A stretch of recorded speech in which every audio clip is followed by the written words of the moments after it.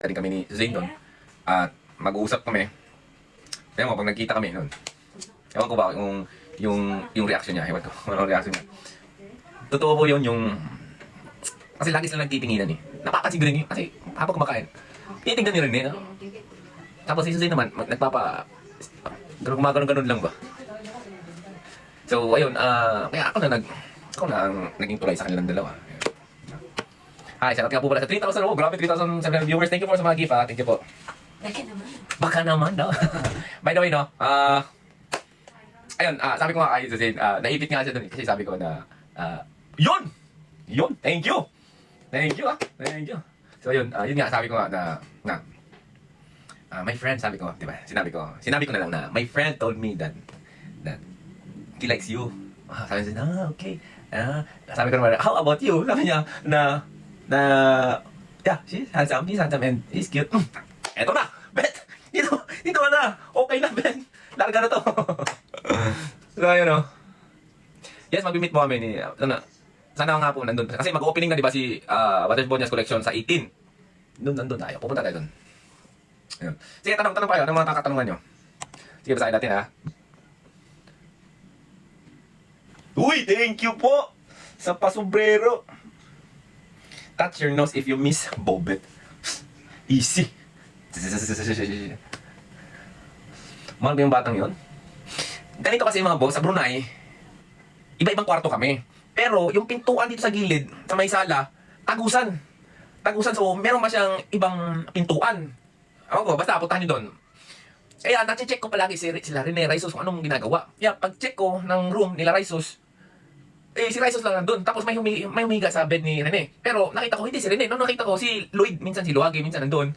Uy, thank you ha. Thank you po sa pag-give. Solid nun. So yun, nakita ko nga pagbukas ko, huray, nasan si Rene? Sabi niya, boss, hindi pa umuwi. Kanina pa yung gabi. Anong oras na ngayon? Sabi ko, okay, alam ko na. Kaya ano na natin. Basta kondisyon pa rin si Rene kinabukasan.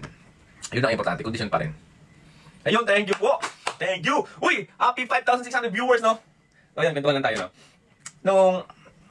Nung lumabas na nga, nung lumabas ako, para kumain kasi nagutom ako eh. Malapit lang kasi yung Jollibee sa hotel namin. Walking distance lang, no? Doon. Kaya, nung lumabas ako, sa lobby, gumagano'n pa ako, nag-video pa ako. Time check, it's 3 a.m. Pag ganun ko, Ibo, Bet! Sabi ko, Bet! Tapos sabi niya gano'n, ginano niya bintuan, nakala niya, hindi ko siya nakita, no? Nakita ko doon, sabi ko, Bet! Grabe, anong oras na? Kung patay, lagot ka talaga kay Coach Jess. Pag ikaw inaantok ka, mamaya, may game kayo. Sabi, hindi, kaya ko to. So, buti na lang doon kasi sa Brunei is, walang inuman doon.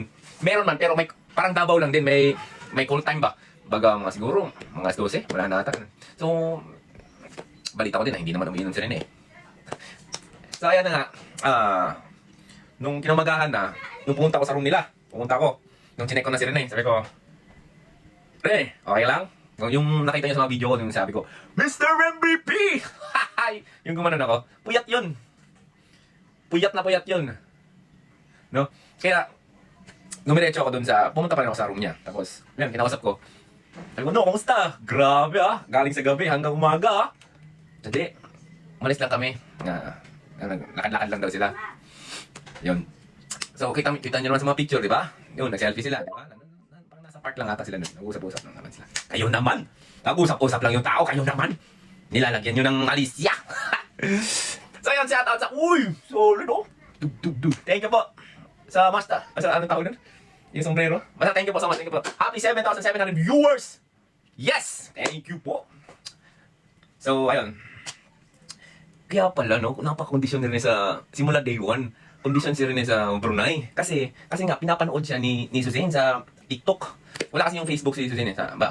Pagkaalam ko, sabi niya, I don't have Facebook. So, wala daw siyang Facebook. So sa TikTok lang siya, at saka Instagram. Minsan, doon ako nag-upload sa TikTok eh. Kaya nakikita ni Suzanne yung mga video ni Rene.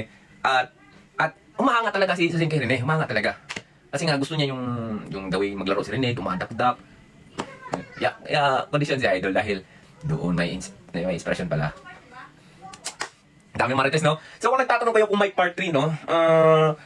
Sige, hanapin ko pa, no? Kasi marami kasi doon eh. Hindi lang masyadong naglulol. Hindi ko lang kasi ma-open ka. Uy, ano yun? Kumbilero? Yan. Hindi ko lang masyadong ma-open ka agad yung yung video ba. Dahil last year pa kasi yung video na yun. November, no? November.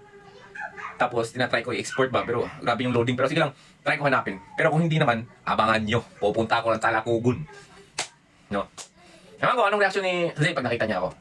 Siguro, ako kung makikita ko siya, siguro, mapapaluwa ako din eh. Mapapaluwa siguro ako. Dahil nakita ko kasi yung paano ko sila minats ba, hindi rin eh. Saka nakita ko yung the way natuwa si Rene. The way nagpasalamat din si Rene sa akin. Nagpasalamat din si Rene sa akin nung sabi niya, kuya, thank you kuya, pinakilala mo ako dito kay Lucing nga. Ayun, sabi ko, problema, maliit na bagay lang yan. Basta masaya ka, suportahan kita. Yun. Basta wag mo lang akong ipahamak, baga puyat ka. Tapos, kinabukasan, wala kondisyon, bawal yun. Dapat kondisyon ka pa rin, no? So, actually, no, sa mga nagtatanong kung girlfriend at boyfriend ba talaga sila, hindi ko kasi alam eh. Sila lang yung nakakaalam sa status nila. Diba? Kasi pagkatapos ng championship game dun sa Brunei, diba, umuwi na kami ng Pilipinas. Nagko-contact pa sila ni Rene, nag-uusap-usap sila, pero hindi ko alam kung ano na ba yung status nila. No? Tala, nandito pa si Hussein? Nakakatakot ah.